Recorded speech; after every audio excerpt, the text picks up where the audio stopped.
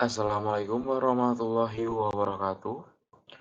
Perkenalkan nama saya Irfan Febri Ardiansyah, kelas Psikesia A1 dengan nomor induk mahasiswa 2020 SEK 23. Oke, di sini saya akan menjelaskan tentang implementasi prinsip keuangan syariah menjadi produk perbankan syariah. Ya, langsung saja kita ke lembaga keuangan syariah. Nah, lembaga keuangan itu merupakan salah satu lembaga yang menghimpun dana dari masyarakat dan menanamkannya dalam bentuk aset keuangan lainnya. Nah, di sini ada salah satu contoh, ini bisa berupa kredit, terus ada surat-surat berharga, ada giro juga, dan aktiva produktif lainnya. Nah, sedangkan lembaga keuangan syariah adalah sebuah lembaga keuangan yang prinsip operasinya berdasarkan pada prinsip-prinsip syariah Islamiyah nih teman-teman. Nah, unsur kesesuaian suatu lembaga keuangan syariah dengan syariah Islam secara tersentralisasi diatur oleh DSN MUI yang diwujudkan dalam berbagai fatwa yang dikeluarkan oleh lembaga tersebut nih teman-teman. Nah, langsung saja ini ada prinsip-prinsip sistem keuangan syariah. Yang pertama ini ada pelarangan riba, terus yang kedua ada pembagian resiko, ketiga ada menganggap uang sebagai modal potensial, yang keempat ini ada larangan melakukan kegiatan spekulatif, yang kelima kesucian kontrak nih teman-teman. Langsung saja ke yang pertama, ini ada produk dan jasa perbankan syariah secara umum. Yang pertama ada tabungan. Nah, tabungan sendiri merupakan suatu simpanan yang penarikannya melalui beberapa ketentuan yang sudah dijelaskan oleh pihak bank dan nasabah nih teman-teman.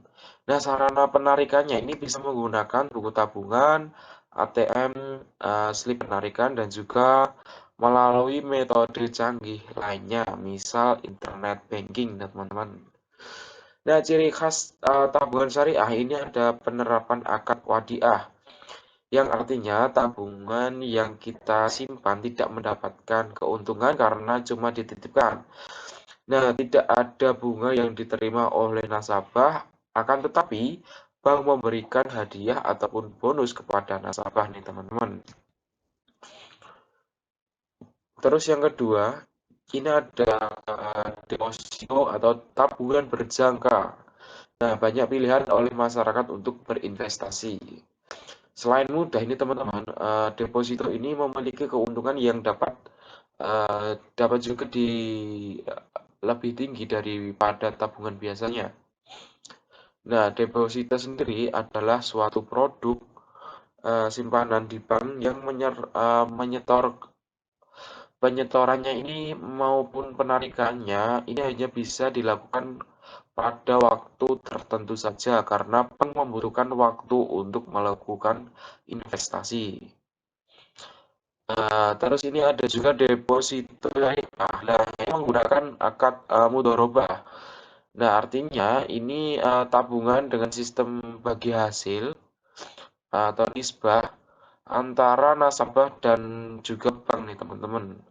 Nah, keuntungan deposito dengan akad mudharabah ini biasanya memakai perbandingan 60/40 untuk nasabah dan juga bank nih teman-teman. Selanjutnya ada gadai syariah atau rahan. Nah, akad gadai syariah yang dipraktikkan pada PT Pegadaian adalah meminjamkan uang kepada nasabah yang bernilai dan dapat dijual kembali nih teman-teman. Nah, uang yang dipinjamkan adalah murni tanpa bunga, namun nasabah atau rohan ini wajib menyerahkan barang jaminan atau marhum untuk kepentingan sebagai alat pembayaran utang, manakala pemberi gadai ini tidak dapat membayar utang saat jatuh tempo yang telah disepakati nih teman-teman. Terus yang keempat, ini ada salah satu produk perbankan syariah yang termasuk ke dalam konsep wadiah atau titipan adalah giro.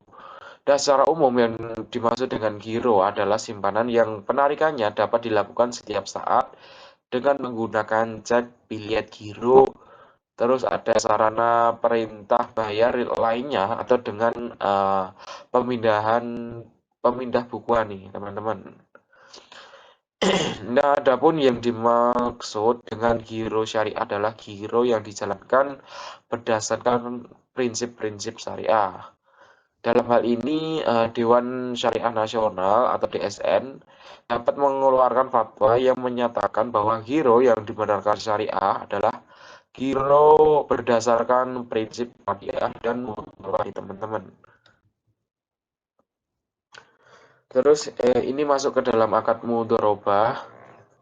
Nah, ketentuan giro sendiri menurut syariah, ketentuan syariah ini menggunakan akad mudharabah sebagai berikut nih teman-teman. Yang pertama ini dalam transaksi nasabah bertindak sebagai sohibul mal atau pemilik dana dan bank bertindak sebagai mudharib atau pengelola dana. Terus ada dalam kepastiannya ini sebagai mudharib, bank dapat melakukan berbagai macam usaha yang tidak bertentangan dengan prinsip syariah dan mengembangkannya, termasuk di dalam mudharabah dengan pihak lainnya. Terus ada juga modal harus dinyatakan dengan jumlahnya dalam bentuk tunai dan bukan piutang. Dan juga ada lagi pembagian keuntungan harus dinyatakan dalam bentuk nisbah dan dituangkan dalam akad pembukuan rekening. Nah, ini merupakan salah satu giro dengan akad wadiah mengikuti ketentuan sebagai berikut nih teman-teman. Yang pertama bersifat titipan. Terus yang kedua titipan diambil kapan saja atau on call. Terus yang terakhir ini tidak ada imbalan dengan syarat yang maksudnya tidak ada imbalan yang disyaratkan kecuali dalam bentuk pemberian yang bersifat sukarela dari pihak bank nih teman-teman.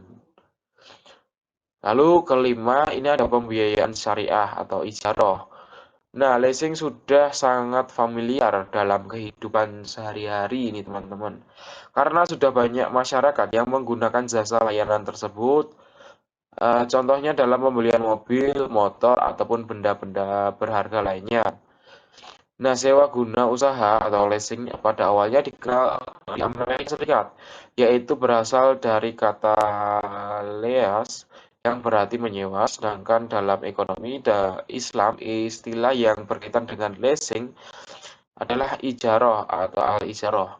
Nah, sewa guna usaha adalah kegiatan pembiayaan dalam bentuk penyediaan barang modal, baik secara sewa guna usaha dengan menggunakan hak opsi atau finance leasing, maupun sewa guna untuk usaha tanpa hak opsi.